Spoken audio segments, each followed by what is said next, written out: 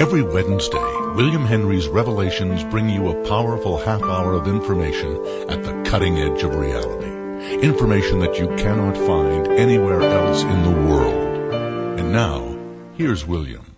Welcome, everyone. Scholars and seekers of the truth about Jesus are abuzz questioning the authenticity and significance of a much-publicized discovery by a Harvard scholar who reported that a 4th century fragment of a papyrus has provided the first evidence that some early Christians believed Jesus was married. In the fragmentary text, Jesus refers unmistakably to my wife. Another line reads, "She will be able to be my disciple." This seems to be a clear reference to Mary Magdalene. Karen King, a professor at Harvard Divinity School, announced the finding Tuesday, September 18, 2012, at an international congress on Coptic studies in Rome. Her paper and the front page attention it received in the New York Times is very much a topic among more than just Dan Brown fans. It has serious implications in Christianity. Dr. King's paper will appear in the January 2013 issue of the Harvard Theological Review. In an interview, King emphasized that this new discovery does not prove that the historical Jesus was married, as popularized by Dan Brown in the Da Vinci Code. King is an outspoken critic of Brown and his 85 million copy selling Holy Blood, Holy Grail inspired book and disagrees with the married Jesus theory. That would go against church doctrine. So for her to step forward with this papyrus is interesting, to say the least. She practically comes unglued protesting Jesus' nuptials. King presented the document at a 6-day conference being held at Rome's La Sapienza University and at the Augustinium Institute of the Pontifical Lateran University. And while the Vatican newspaper and Vatican radio frequently cover such academic conferences, there was no mention of King's discovery in any Vatican media yet. The fragment belongs to an anonymous private collector who contacted King to help translate and analyze it. Nothing is known about the circumstances of its discovery, but it had to come out of Egypt, where the dry climate allows ancient writings to survive, and because it was written in a script used in ancient times in Egypt, King said. Eminent scholars have come forward to verify the papyrus, the printing, the grammar, and the syntax. If true, the Jesus was married theory is potentially amazing and damaging to Christianity at the same time. Last week, it was Muhammad as a gay child abuser. This week, Jesus is married. What's going on? Here today to talk about the wife of Jesus theory and more is Tricia McCannon. Tricia is the author of Jesus, the Explosive Story of the 30 Lost Years and Ancient Mystery Religions. This is one of my wife Claire's favorite books about Jesus. Tricia's website, TriciaMcCannonSpeaks.com, is loaded with information about her book as well as her other investigations. I just caught her on her way out the door today to speak at the 2012 Star Knowledge Conference in Hendersonville, North Carolina, so we're very pleased to speak with Tricia today. Tricia, welcome to Revelations. Oh, William, it's a pleasure. I'm so glad that we could work it out, and this is indeed an incredible discovery. We're taking another look at Jesus, especially the question, was he married? Why is this such an important question, Tricia? You know, I think it's a very interesting thing because traditionally what we have been taught within the church, and of course the church for many years until the time of the Martin Luther and the Lutheran Reformation, the church was simply Catholicism. And for a long time, ministers and priests of Jesus were actually allowed to be married and to have children and to have their own homes. And that, of course, was abolished by the Catholic Church because they found that when those ministers died, they wound up leaving their worldly goods to their wives and families, as you would expect. That's not good from the church's perspective. From the church's perspective, they were really interested in amassing power and money for many, many centuries and really dominating world religion. So, Tricia, are you saying celibate and single Jesus is more of a financial question than it is a spiritual question? Well, I think that certainly if the master that you're following taught a path that said you have to be celibate and single, or which he didn't, or portrayed a lifetime in which you were celibate and single, it would tend to reinforce the idea that by following the master, you would follow in his footsteps at a domestic level as well as a spiritual one.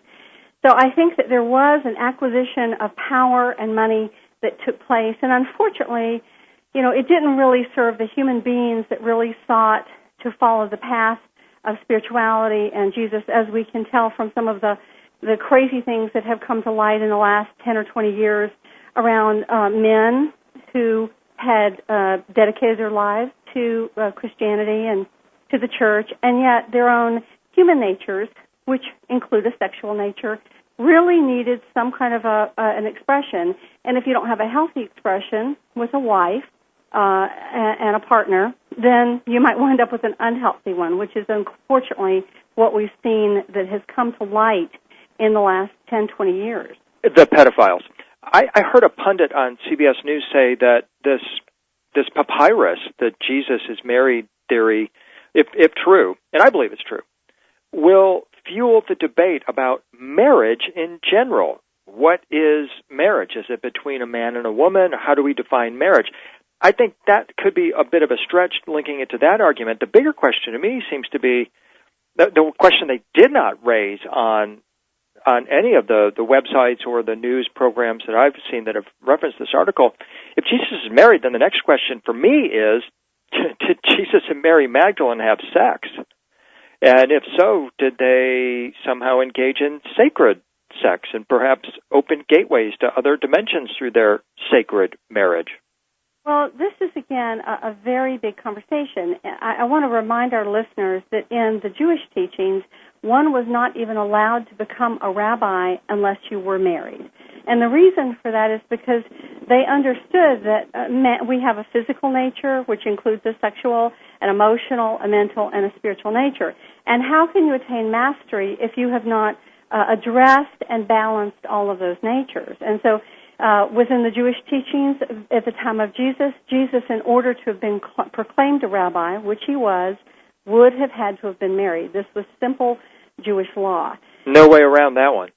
Well, they just didn't want their holy men out there philandering with a whole bunch of women. And so this was a way of solving it. Pick one woman, make a commitment, and, as many an intelligent, wise master has discovered, and we see this in the works, for example, of Yogananda. Yogananda's direct teacher was Sri Yukteswar, who was a householder and married, and his master, Babaji, was not. And Yogananda once said to Sri Yukteswar, which way should I go? And Sri Yukteswar said, both paths are worthy, both paths are spiritual.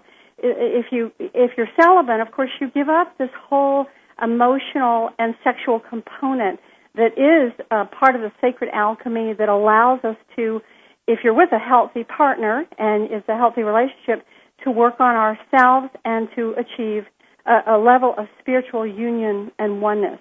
If you choose a path as a householder, of course, you may be a master to all your students, but your wife may still ask you to pick the clothes up off the floor or do the laundry. So, they have their pluses and their minuses. But, when you bring up the whole idea of the hierogamos or the sacred marriage, there were many levels to this. At the physical level, it is the idea that we can love someone enough that we stop being selfish. We open our hearts, we fall in love with that person with all their beautiful divinity and all of their very human imperfections. That's like, do they call that agape love in the Greek tradition? In fact, that is the name for it, is agape love. And of course, there is also eros, which is the sexual love. And you can have both. And that's sort of the best of all worlds, is when you pick someone who is also working on their own spiritual alignment and a refinement process, you get an opportunity to grow together. And that means you wind up not always being selfish. It's not always about you. It's really about loving something beyond yourself. And really and truly, who we're loving is the divine, because the divine flows through each of us like a stained glass window. And that window is unique to every individual. But the divine resides within us, and through holding your wife or your husband in the way of an expression, let us say, of the divine feminine or the divine masculine, it allows them to grow into that space. the love itself literally reveals all of the shadows, and they get dissolved in the light of love. And this is really the higher path. And so this is why, another perhaps reason why the Magdalene would be referred to as the hidden apostle or hidden disciple, because she's in the shadow, and she plays that all-important shadow role. She was actually known as the apostle who knew the all. She was actually asked to carry the lineage of the inner, hidden, or Gnostic teachings from the word gnosis, which means knowledge, and to teach the inner teachings. And this was true, really, in all the mystery schools. There were outer teachings and there were inner teachings. So where Peter and the more traditional 3D apostles were asked to help establish the foundation for the outer church, where there would be a certain level of teachings, Mary the Magdala, or Mary the Great, was actually asked to head up the wisdom teachings of the inner churches. And this is a very interesting thing, because in recent years, some of the very deep hypnotherapy work of a man named Stuart Wilson and his partner Joanna Prentice, who are both British hypnotherapists, they've come out with a series of 5 really extraordinary books from people's hypnosis sessions. And the first one was the Essenes Children of the Light. I just recently got a chance to speak with Joanna on the phone, and they sent me their new book. And these books basically, this latest one is about the fact that after the resurrection, when the apostles, the male apostles, were scattered to many different countries and cities, that Mary was actually asked to head up this inner circle, and that they would meet periodically on an island in the Mediterranean where Joseph of Arimathea, who was very wealthy, had an estate. And Mary would present the conclave of the teachings, and they were simple but very profound, and she would say, the Master told us this. And then the whole weekend would be, that whole conclave of early bishops and Gnostic teachings would literally be devoted to discussing those primary principles. So these hypnotherapy sessions are from people who were back then, who experienced these conclaves, and the fact that she was actually intended to carry the inner lineage. And, of course, Peter wasn't really happy with this, because he felt like that there was strength in numbers. They should all stick together, that, they had enough opposition. Why, have 2 different lineages? Well, it wasn't 2 lineages. It was an outer tradition that anybody could get, which is kind of what we've gotten over the course of the last 2,000 years. And the inner tradition has been largely suppressed or lost entirely. Well, Magdalene author Kathleen McGowan reported that Facebook has disabled the ability to post the New York Times story regarding Jesus' wife. Oh, my God. She says that attempting to post it gives you a message saying that it has been reported as quote-unquote spammy and has been blocked by Facebook. So it seems like on the one hand they're wanting to throw out this story, but then on the other you get the old world suppression along with it. Well, we're back to the whole thing about control. And, certainly the church has done many wonderful things throughout the centuries, and there are a lot of wonderful people, very heartfelt people, who even today follow the teachings of Jesus and try to do it from a very pure level. And I grew up here in the Deep South. My family is very traditional Christian, evangelical. My older sister is married to a preacher. But I'm somebody who's been clairvoyant since I was young. I've been able to see angels and divas and fairies and elementals, and I had these angels come and teach me, and then masters began to come and teach me.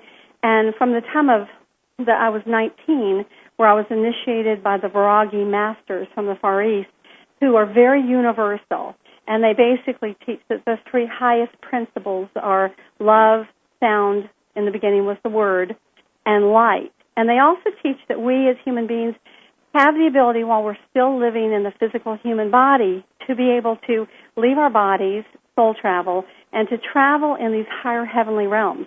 So we don't have to take somebody's word for it and only find out when we die. So when I wrote the book about Jesus, the explosive story of the 30 lost years in ancient mystery religions, which is a mouthful, it's published by Hampton Roads, so you can just Google Tricia McCannon and Jesus and it'll come up, or it's on my website. I wound up I didn't ever intended to really write that book, but what happened is over the last 25 years, I've become very initiated, let us say, in many of the ancient mystery traditions, from Native American to Egyptian to Celtic to Druidic to the goddess teachings to the Gnostic Christian teachings. And knowing this, I think what happened is I was writing another book, and I had written 200 pages in the book on Jesus, and the book had just become way too big. And I decided I'd just pull those 200 pages out. And, in fact, I was on the verge of doing that in order to make the book more manageable. And suddenly I had this very powerful experience where Jesus appeared to me in my office. And I have to say, I think he's awesome. He's incredibly, the amount of love, it just completely opens your heart chakra. And without any preamble, he said, I want you to write a book about my lost years and secret teachings. There has been enough war and bloodshed in my name. And to be honest, I was very resistant, but I finally agreed. And it took about 6 months before I began to work on this, to write the book, because I was 6 months in preparation.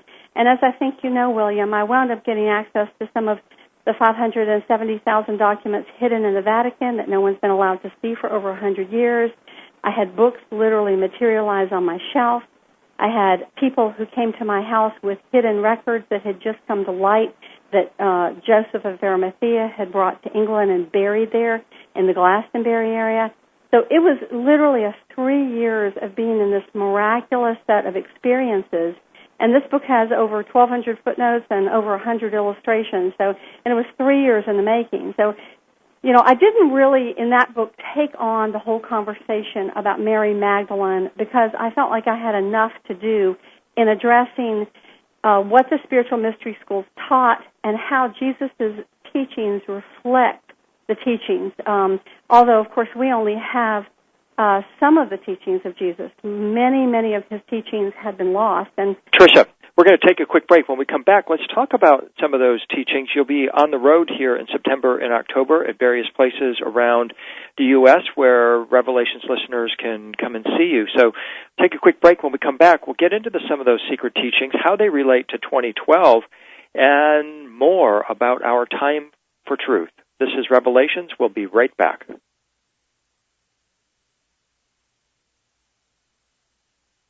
This is Revelations. We're continuing with Tricia McCannon. Tricia's book is Jesus, the Explosive Story of the 30 Lost Years in the Ancient Mystery Religions.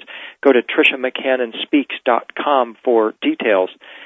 Tricia, yes. We're in a time for truth. It's not surprising that a papyrus collector would show up at Karen King's office on the Harvard campus and say, hey, I've got a little bit of a scoop for you here, Karen. I know you don't think Jesus was married, but take a look at this. And sure enough, she comes forward with this revelation of this papyrus. Jesus says, this is my wife, and refers to Mary Magdalene as possibly being his lost disciple or his actual disciple.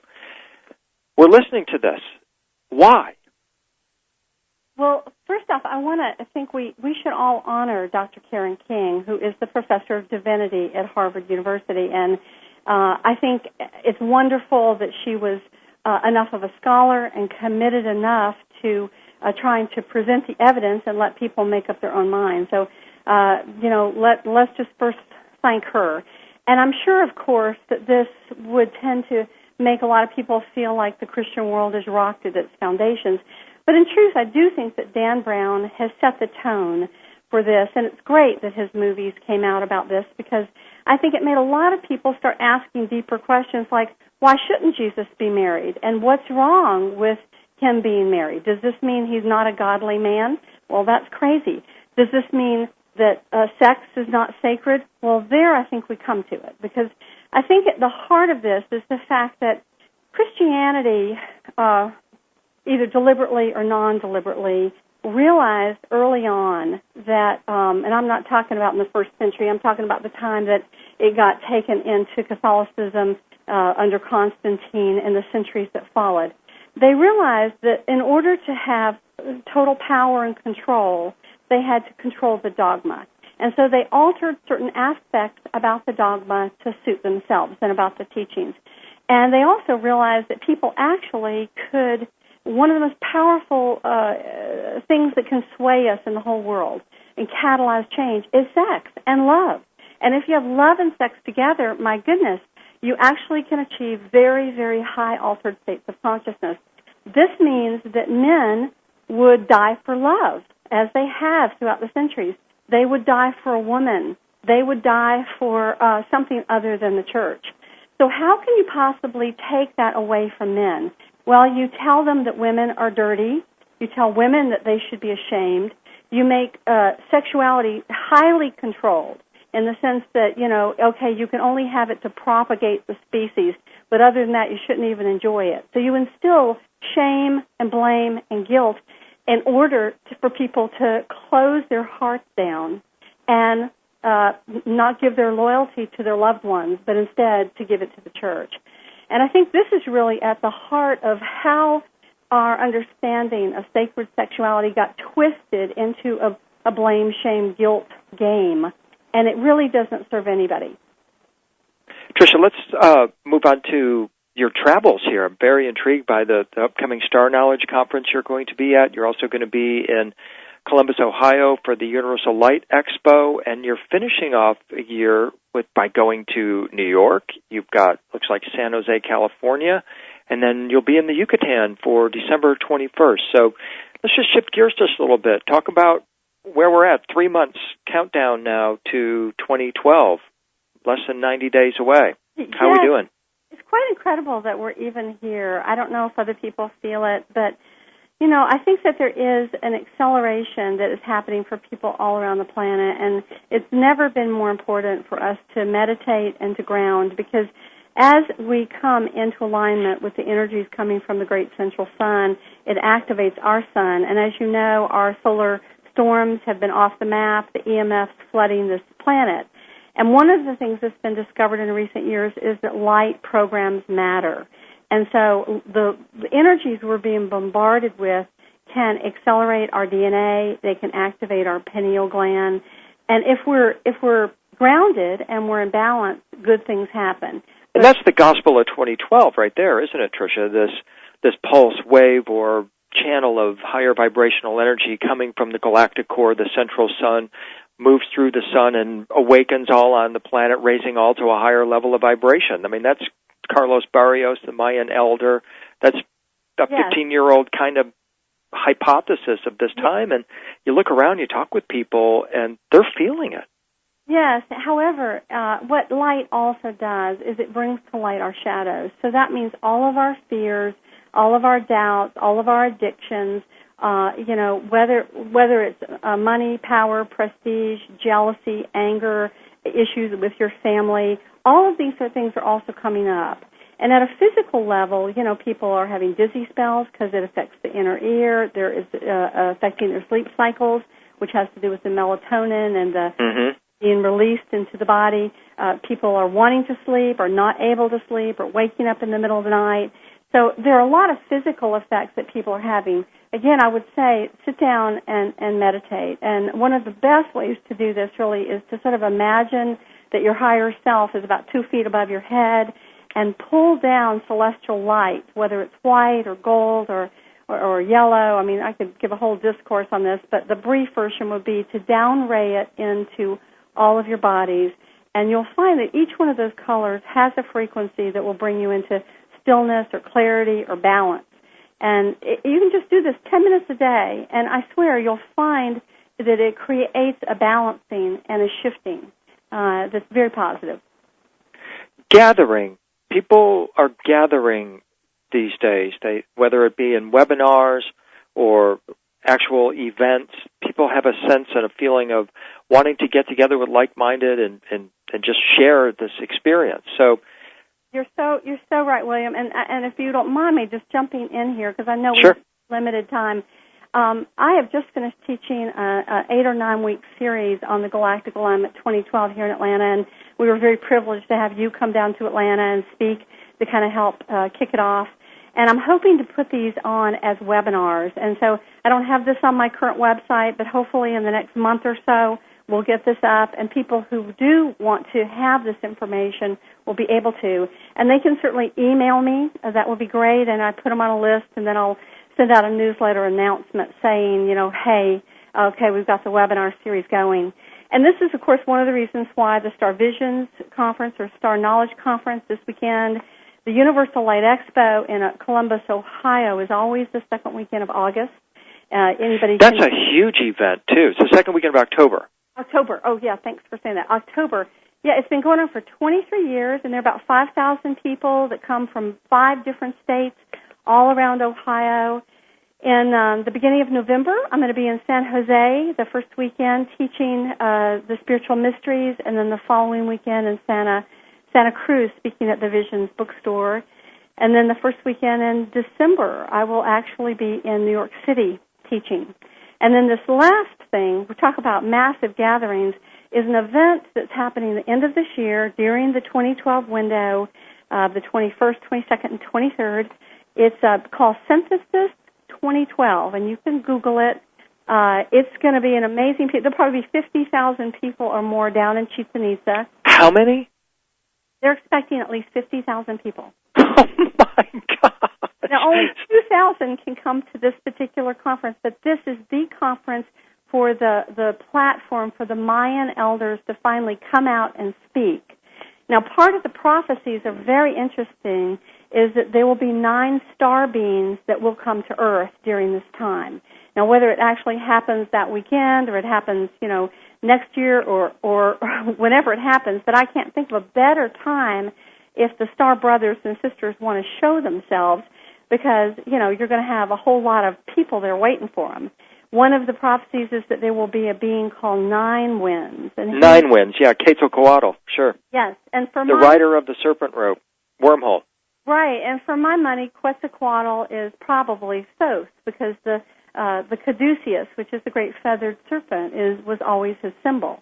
So, we'll see. I think it's definitely one of the great places to be. And Michael DeMartinez, who is putting on this Synthesis 2012 conference, is planning to do huge teleconference links in Australia, in the Giza Pyramid in Egypt, and also in England, where Isuro Imoto from the Living Waters and Nassim Haramein are going to be holding an event. And perhaps even William Henry will be holding an event in Nashville. And you have me inspired, Tricia. I'm looking into it today. I'll have an announcement here soon about likely doing something in Nashville, because in his 1976 book, The Keys of Enoch, Dr. J.J. Hurtak identified Nashville as one of 12 vortexes ringing the planet where special concealed knowledge will be revealed at the millennium. Then I actually had a shaman come up to Nashville from the Yucatan in 1998 who said, Nashville's the city of light. And I just am inspired by our conversation, Tricia, because I think we do need these. I'm going to quote George Bush. I'm going to talk about points of light here. I think we need these portals to open at this time, and we need masses of people gathering at these power spots, be it Nashville, the Yucatan, wherever, Giza. There's a bunch of people going to Giza. I was invited on that, but decided to stay stateside. But all over the world, I think there's a new wave that seems to be rising up, a new momentum that is coming forward now that I'm feeling it. I think from now till December 21st is clearly going to be the time when every day, every moment, as much as possible, we want to stay focused on the light, on the positive. Yeah, it's really, really important because, it may be that on that day it's light, love, and harmony. It could be that there are pole shifts. It could be that star beings come. It could be that something else happens. One of the Hopi prophecies is that actually there's going to be a splitting of planes. And what I mean by that is that there will be an aspect of Earth that will begin to literally move into the 4th and 5th dimension. And those who have the right consciousness basically go with her. And those that are still committed to power games and extortion and mind control and greed and all of that stuff, they basically they'll wind up going to a 3rd dimensional planet. Now, whether or not this is a subtle shift that takes place, will we actually perceive it? We don't really know. We're in the mysteries. And, we've got this 2012 date, but the truth is we are in a 25-year window. And we are definitely going to have a pole shift. There's no doubt. Because if you look at the solar system, the things that are happening, which is a much bigger conversation, Uranus and Neptune have reversed their poles. The red spot on Jupiter is going the other way. The poles of Mars and Saturn and Earth are melting. So we will have a pole shift. But, it could be in 2017 or 2025. We don't really know what's going to happen, but I think it's an opportunity for us to come together as a human race, as spiritual beings, and to shift consciousness, like the morphogenic field that Lynn McTaggart speaks about, the 100th monkey theory. The more of us that can hold this field, the more opportunity we have for Earth to move with all the sentient beings into the higher levels. Let your light shine before men that they may see your good works. Add to that incredible statement by Jesus that this is my wife. Another line, she will be able to be my disciple. We're in a time of revelation, guys. Time for truth to be revealed, and we're thankful that Tricia McCannon was here to spend this time with us today. Please visit her website, which is TriciaMcCannonSpeaks.com. Her book on Jesus is, as I said earlier, my wife Claire's one of her favorite books about Jesus. You can visit Tricia's website. Tricia, we want to say thank you once again for this time today. We'll look forward to catching up with you soon. We're going to have to get back with you on some more details about the sacred marriage, about sacred living, and how to better prepare for December 21st, 2012. So safe journeys to you, and thank you once again. It'd be my pleasure, and love to everyone out there, and I hope to speak to you soon, William. Certainly. This has been Revelations. See you all next time. Attending a William Henry presentation is unforgettable. Keep up with his schedule at williamhenry.net. You've been listening to William Henry's Revelations on Dreamland Radio. Next Wednesday, another cutting-edge revelation from William Henry.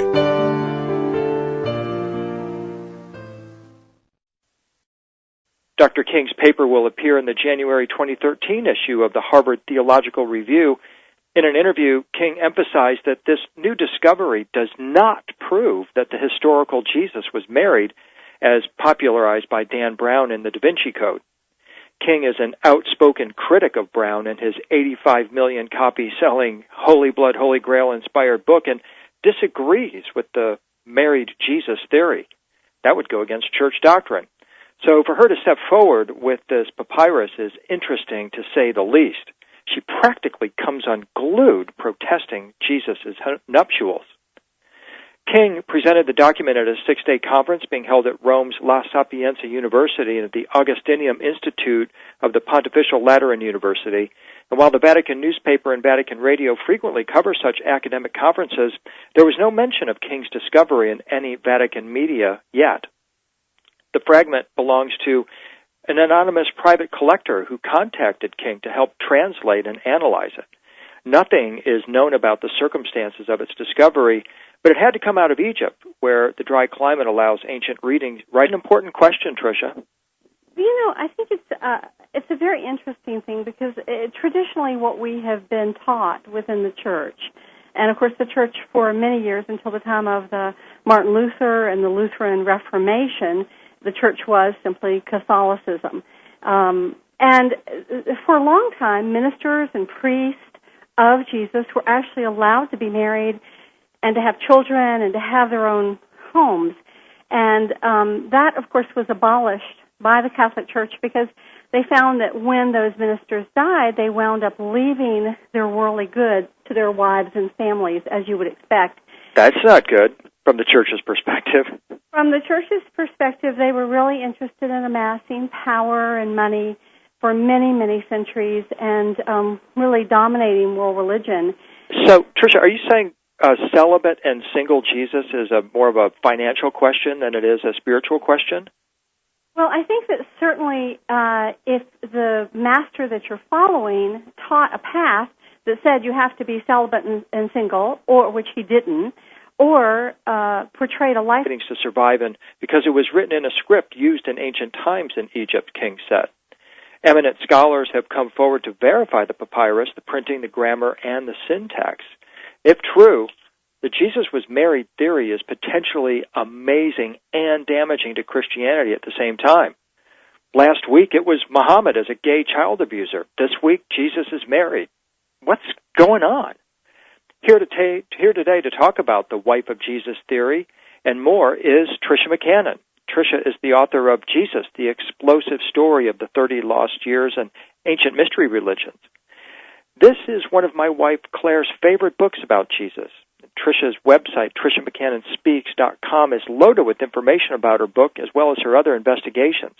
I just caught her on her way out the door today to speak at the 2012 Star Knowledge Conference in Hendersonville, North Carolina, so we're very pleased to speak with Tricia today. Tricia, welcome to Revelations. Oh, William, it's a pleasure. I'm so glad that we could work it out, and this is indeed an incredible discovery. We're taking another look at Jesus, especially the question, was he married? Why is this such a time in which you were celibate and single? It would tend to reinforce the idea that by following the Master, you would follow in his footsteps at a domestic level as well as a spiritual one. So I think that there was an acquisition of power and money that took place, and unfortunately, it didn't really serve the human beings that really sought to follow the path of spirituality and Jesus, as we can tell from some of the crazy things that have come to light in the last 10 or 20 years around men who had dedicated their lives to Christianity and to the church, and yet their own human natures, which include a sexual nature, really needed some kind of an expression.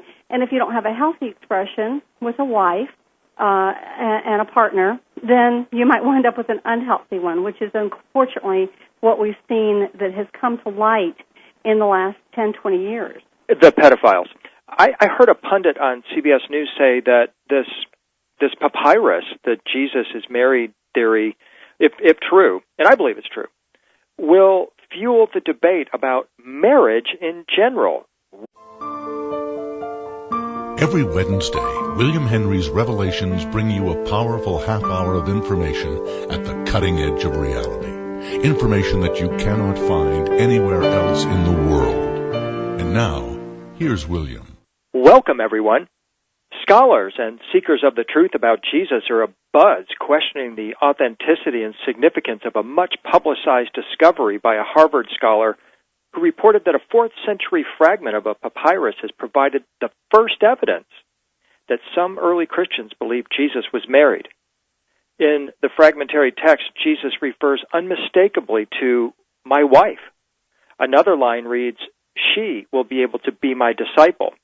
This seems to be a clear reference to Mary Magdalene. Karen King, a professor at Harvard Divinity School, announced the finding Tuesday, September 18, 2012, at an international congress on Coptic studies in Rome. Her paper and the front page attention it received in the New York Times is very much a topic among more than just Dan Brown fans. It has serious implications. Christianity.